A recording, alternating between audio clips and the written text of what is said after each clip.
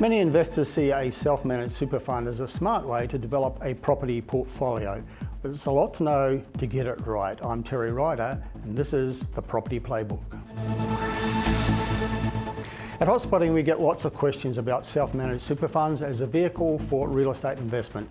Like everything in property, there are pros and cons. It's important to go about it the right way and for the right reasons. Joining me now is Sanders Muleya, author of an insightful and practical guide on the why and how of starting a self-managed super fund and leveraging it to invest in real estate. Sanders, welcome. Thank you very much, Terry. I really appreciate it, and I am privileged to be with you today. So can you tell us a little bit about your story, how you transitioned from nursing to property investment, and I think to the point where you've now acquired over 20 properties? Yeah, look, Terry, my story is very long, and I will try and summarize it. So as you pointed out, my name is Sanders Muleya.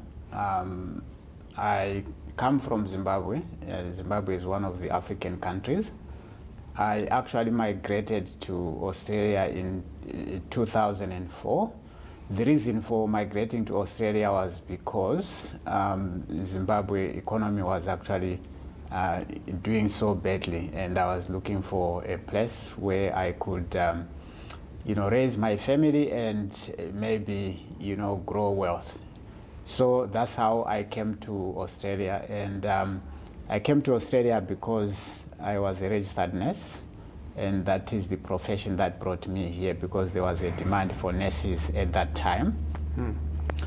So whilst I was working as a nurse, I realized that the income that I was earning was enough to support my family. It was enough to raise my kids, but it wasn't enough for retirement.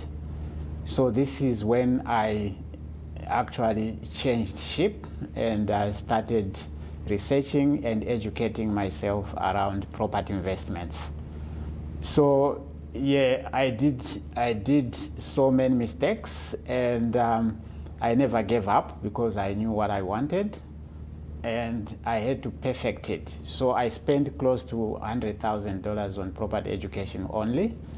And this is when, after I acquired the right education, that's when I started investing professionally.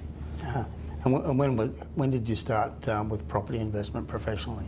So I started investing professionally in 2010. And by then, my wife was working as a registered nurse, and I was working as a registered nurse as well. So we started the buy and hold, and then we did a lot of renovations as well, but we finally ran out of money. And this is when we veered off and then went into property investments. And from 2010 to 2015, which is a space of 5 years, we ended up acquiring 15 properties, and we were using the positive property investment strategy, mixing together with the property development. Okay, so you've developed a bit of a specialty with self-managed super funds as a vehicle for investment, and you've actually written a book called the Self-Managed Super Fund Investment Secrets. Now I know from my own personal experience, writing books is a lot of hard work. What motivated you to publish this book, which is your second book, I think? So I actually went into book publishing because I realized it was the only way I can educate other property investors. So after writing my first book, the 10X Property System, I realized that people wanted more information. And then the reason why I wrote the Self-Managed Super Fund Investment Secrets was because in my line of work, I had a lot of clients asking me questions about so many questions that they could not get from either from the ATO websites or from anywhere else. So the information was pretty much scattered everywhere. So because of that, I thought, what if I can put this in a summarized and a practical book, which is like a guide where people can actually be able to get that information. Okay. So this is how I came to write that book. Okay, so having read the book, I realised that you spent quite a large chunk of the book outlining the benefits of investing in real estate through a self-managed super fund. What are some of the key benefits? So because I have invested using our self-managed super fund myself, I've actually realized how much people are missing out when it comes to investing in a self-managed super fund. So number one, there's a lot of autonomy there. You can actually choose what type of an investment strategy you can actually do, depending on your income and depending on your future retirement plans. So the level of control that you have. Yes, so you have got a lot of control that you can actually do on that. And then number two, there is a lot of tax incentives and savings that you can actually do practically if you were to invest in your self-managed super fund. For example, if you happen to make profits in a financial year, you are only taxed at 15%. And if you make profits and you say you sell after 5 or 10 years after holding that property, you only pay 10% capital gains tax. And the most proficient benefit is if you happen to sell at retirement, which is the age 65 or whenever you retire, and then you pay zero tax. So this is these are the most benefits that you actually get. And on top of that, instead of you investing by yourself, you can also come together with like-minded investors, where it could be a husband and wife, or it could be a total of 6 people coming together to be able to invest. So you can have up to 6 people who are involved in one self-managed super fund. Do you find a lot of people do that? They do it with friends or they do it with family? So the majority of people that invest in self-managed super fund, most of them is husband and wife, or it could be 3 family members coming together. Rarely do you get 6 people that do not know each other, because this is an investment decision. So yeah, practically it's always husband and wife, but in most cases it will be different families coming together. Yeah. So one of the things I noticed you said in your book, I like this quote where you said that property investing is a team sport. And I think you're emphasising the importance, particularly if you're getting into a self-managed super fund, of accessing really good quality advice, because there's a lot to know.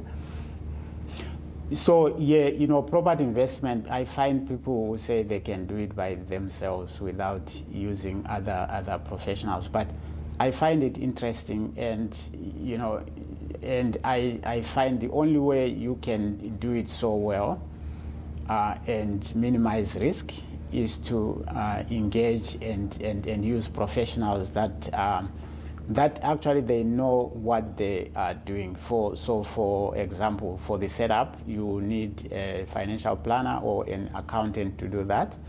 When then it comes to the self-managed super fund borrowing, you definitely need a mortgage broker on your side. Sure. And then when it comes to property acquisition, you need someone who specializes in property research, which is a person like a buyer's advocate. So that's why I call it a team sport. And when that asset is then acquired, you still need a property manager to manage it. Of course. So what are some of the current property strategies that you consider are suitable for self-managed super funds? So in my book, The Self-Managed Super Fund Investment Secrets, there's so many investment strategies that you can actually use in there, but we can't go into that today. But using my experience, the strategies that I would recommend and that I am actually familiar with are, number one, the normal residential property investments. It could be a house, it could be a townhouse, it could be a block of units. And then people are also investing in NDIS. There is also dual income homes. You can buy duplexes. And then of late, you can also build in your self-managed super fund, although it has to be a single contract arrangement. Are there types of property investment strategies that aren't suitable for self-managed super funds? Like, I don't think renovation is something you can do in a property that you buy. So self-managed super funds are so well regulated, so you need to be aware and be careful of investments that are not permissible. For example, you cannot change a structure of the structure of a dwelling. Meaning that, say you buy a house and it has got a loan, you cannot just go there, borrow money and be able to build a grand flat unless you are using your own cash, unless you are using money that is in the self-managed super fund. And then conversely, you cannot buy land alone and then you go on to get a construction funding. So unless it is a single contract, you cannot do that. So again, you need professional advice, you need financial advice, you need accounting advice to make sure that you are not getting it wrong. So how does your business, CISA Property, assist investors to invest in self-managed super funds? So again, a self-managed super fund, as I said, is a very long and diverse topic. So we as a business, we are here to guide every single investor that is interested in using their self-managed super funds. So we don't give accounting or financial advice, but we have got a team of professionals that we actually work with. So number one, if investing in a self-managed super fund is a vehicle that you want to take, we actually link you with financial planners that will be able to educate you on that and then be able to help you setting up your self-managed super fund. And then once the self-managed super fund is set up, then we link you with a mortgage broker if you don't have one, so that the SMSF or the self-managed super fund can actually borrow. And then from that stage on, when it comes to property acquisition, that's where we come in to actually sit down with you, look at your short-term and long-term investment goals, and then advise, and then together we come up with an investment strategy that you are actually looking at. And then we go into the market, research the property, and then actually present that property to you. And then on top of that, we help you through the acquisition process, all the way to making sure that the property that you are purchasing is actually tenanted by choosing the right property managers. Okay. Sanders, thank you very much for participating today. That's the play for today. This program was brought to you by hotspotting.com.au. This is Tika. We'll be right back. You're watching Ticker. We'll have more in just a few minutes.